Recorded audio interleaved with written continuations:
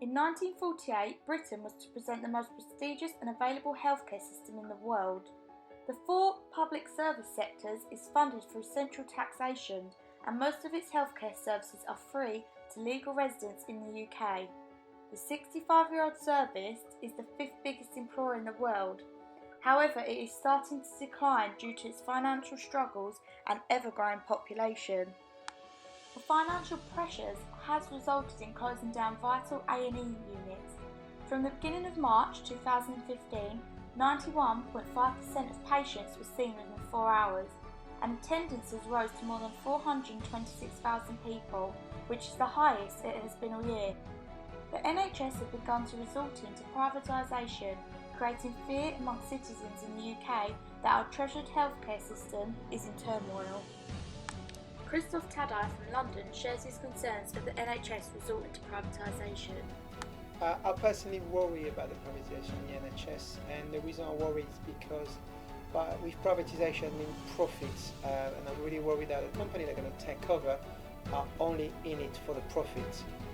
We saw some cases where we had rush operation, surgeon not be checked properly, and complication for patients, and as all the company just want to make money, it's harder to control. With figures failing to improve, the NHS has agreed to make the biggest ever privatisation deal worth £780 million. The aim is to help relieve the strain on hospitals by tackling the growing backlogs of patients waiting for surgery and tests.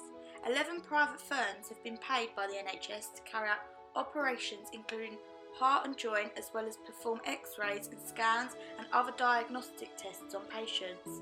It has been said that many of these services will be provided in mobile facilities. This has been successful for the breast screening programs, but there is proposed expansions in other areas of treatment. The aim is to help meet key waiting time targets. Kelly Tadai believes the scheme will help the NHS and patients would benefit. I don't really see this as privatisation of NHS services.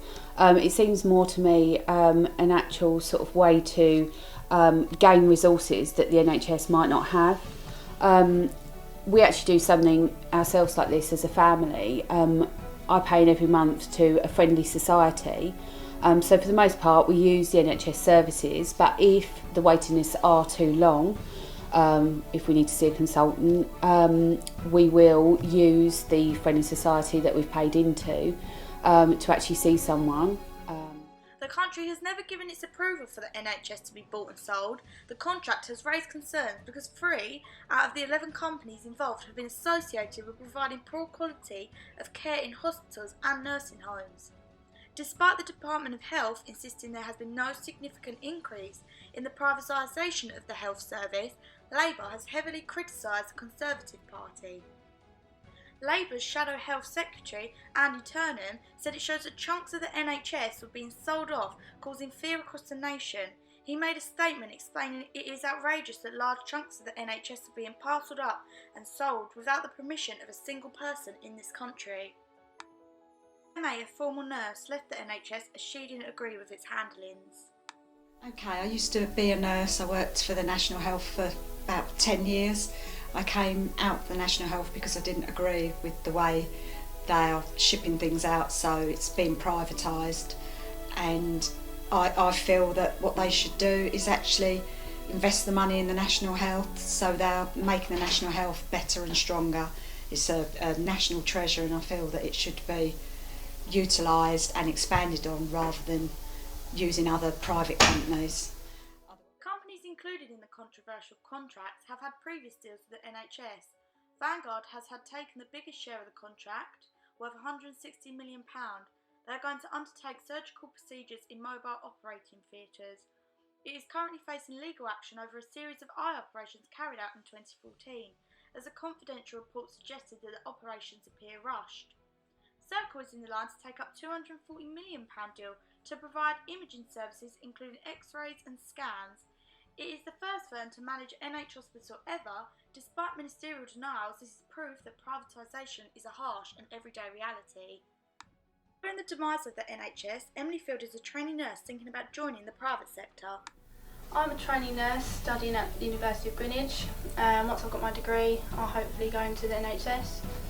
but I'll probably decide to go into the private sector due to the demands and pressures on staff, and also I feel like you'd be treated better within the private. The thought of Britain beginning to privatise the NHS has become a cause for concern for many and has generated a fear throughout the nation. With persistent reports of the NHS being under strain, many are choosing to point the finger towards the government. It is an issue that needs to be dealt with, as it is a treasured organisation that needs to be safeguarded. The uncertain future of the NHS is to become a key game player in the upcoming 2015 general election.